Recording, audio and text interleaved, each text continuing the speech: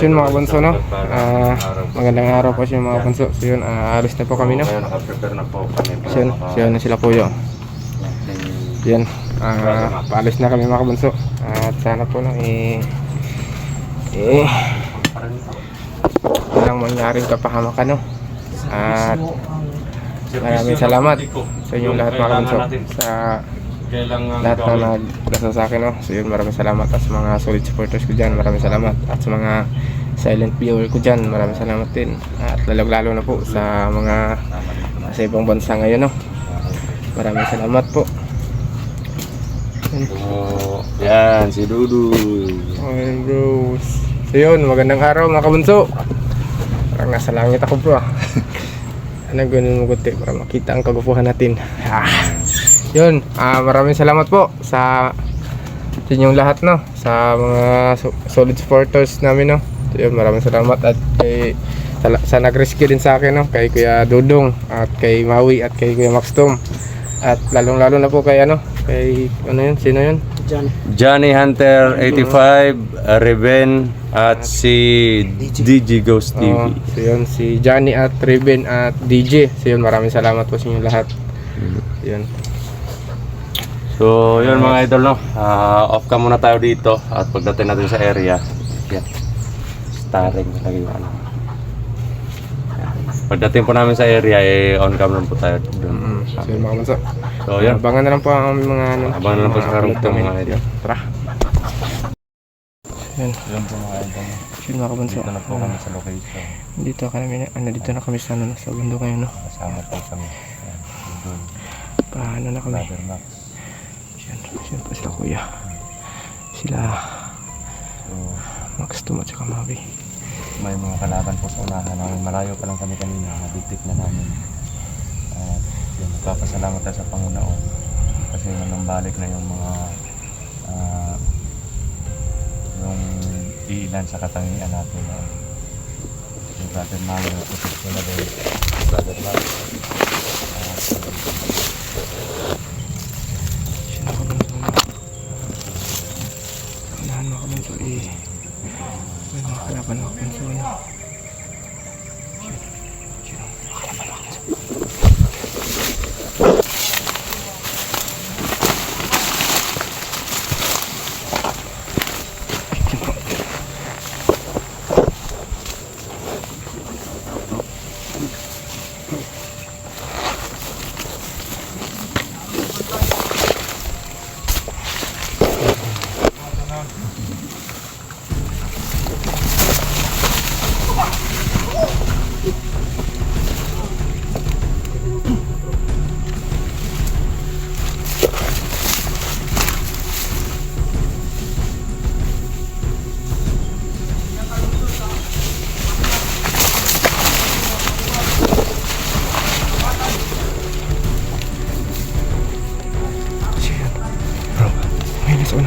Nilibing pala nila yung mga kasama ng pinatay natin. Teka lang bro. Patay na yan. Unahan mayroon pa. Mayroon pa po sa unahan. Ha? Sino? Gapangin natin bro. Okay. Tara. Ano ka bro? Ano? Sunod ako? Oh, dito ko dadaan. Dito ka sa gitna bunso. Doon ka sa gilid. Oh, sige. Bro, Max dun ka bro. Dito ka bro. Dito bro.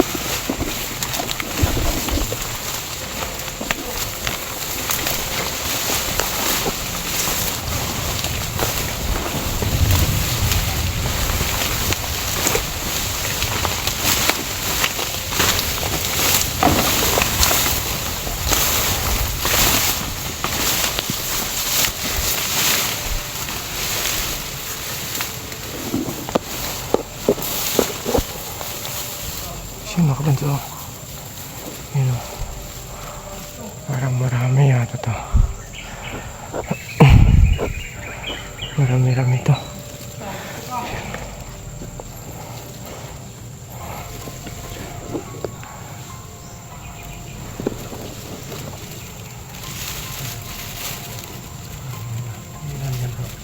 Mga apat yata bro. Apat. Oo. Yung kami dyan. Oo. Tsaka yung iba bro, parang umuna na yata ang iba bro. Ha? Nasa unahan yung iba. Ang marami.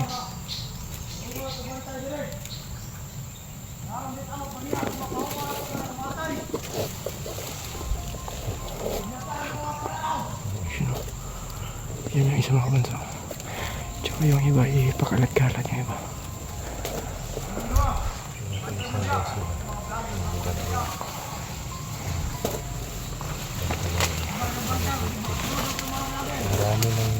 Marami ng isang tao ngayon. Yung mga kasamahan niya mga kabanso, nilibing nila.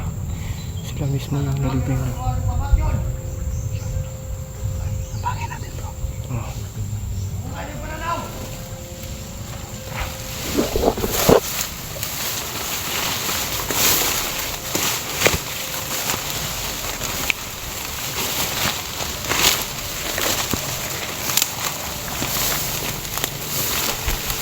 Ay, ganda ba?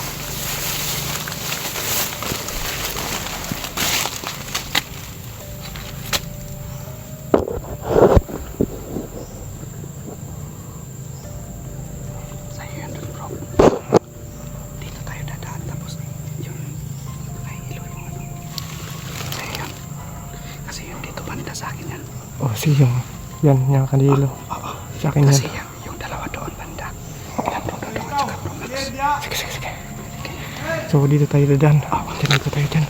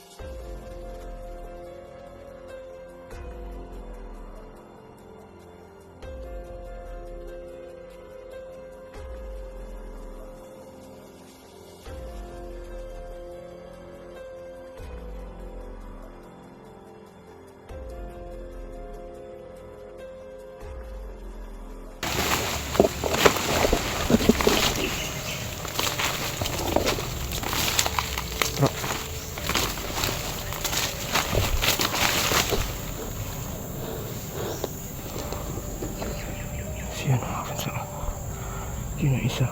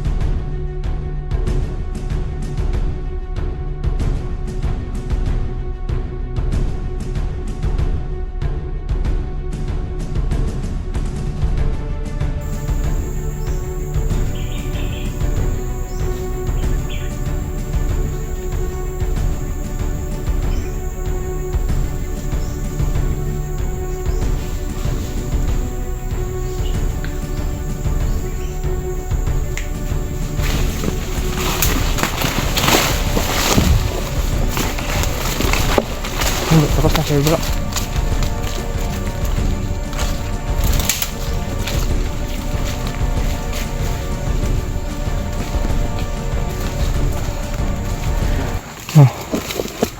Sila kayo. Oo bro.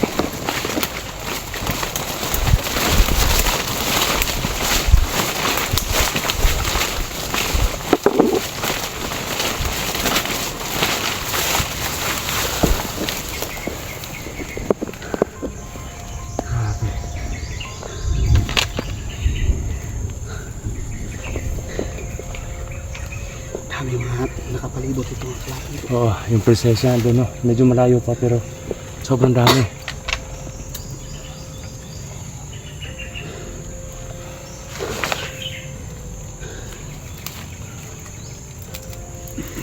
parang may iba na yung pakiramdam ko yan. Oo.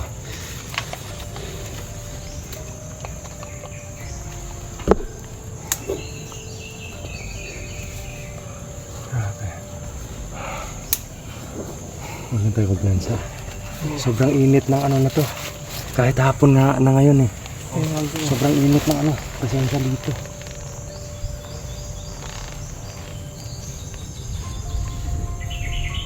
Okay ka lang bro. Hindi masama yung pakiramdam mo. Hmm? Nalulungkot. Si Kuya Max to lang yung hindi nakahawak ng cellphone ngayon bro. Nalulungkot kasi si Brother Max. Kasi wala siya ano. Nasa cellphone na yung dala. Ilang isang harap noon pa gusto namin hindi mag video pag nag-explore kami kasi sa Davao, pero unti-unti kong nararamdaman na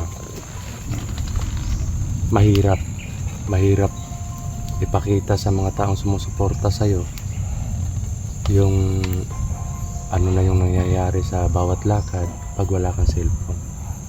Kaya lubos ko nang naiintindihan ngayon kung ano yung importansya ng cellphone sa pagiging explorer, no? Or sa pagiging hunter. So talagang ano ko si Brother Max ngayon, ramdam ko yung ano niya, ramdam ko yung kalungkutan niya. So di bali bro, hindi man natin makuha yung cellphone mo, magkakaroon ka rin ng cellphone pagdating ng panahon. Nag-antay lang ako. Laban lang. Huwag lang mawalan ng pag-asa. Sayang naman yung kagandahan mo kung lagi kang nakasimangot. Oo, pero hindi na ako makikita. Pag nakasimangot. Bro, parang ang galing mo nang mag-selling kill ngayon. Bakit gano'n? Nag-ensayo bro. Nag-ensayo ka palagi. Mabuti Gusto kung ko mapaganti kay medalyon. medalyo. Di bali, tayong lahat nang nanasa naman tayo na makaganti talaga kay medalyon. Hindi lang para sa kagustuhan natin, hindi para din sa kaligtasan ng mga inosente na pwede pa nilang maging biktima pagdating ng panahon. Yan. Mga idol, iba po yung presensya ngayon dito. At buti na lang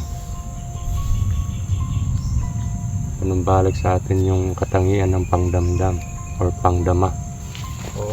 Para maramdaman natin yung may mga kalaban sa unahan or may malalakas ba na presensya na papalapit sa atin or may nagtatago ba sa gilid, ganun. Sobrang ano kasi yun eh, importante kasi sa bilang isang hunter yun, yung ganun. Kasi hindi pwede na puro strategy na lang yung taglay mo. Kailangan din ng proteksyon at yung mga katangian. Mahirap pag yung Hirap talaga. kasi ang mga kalaban natin Mga antingero yung mga kalaban natin. Minsan nga eh, kahit may mga anting-anting tayo, naiipit pa rin tayo sa labanan. kagaya nung nakuha na yung medalyo. Oo. Halos kompleto na doon. Oo, halos kompleto na yung katangian nun eh. Hindi mo palang nakakabisado lahat. Hindi pa lahat, pero ando na yung manginginig ng katawan. Yung sa akin at saka kung kahit mga pag magsanib yun. Pero sayang. yung protection mo ngayon eh parang Bro, bumalik na yung sa akin ngayon na lang yung parang pakubol na lang. Yung depensa sa katawan. Oo. Importante yun.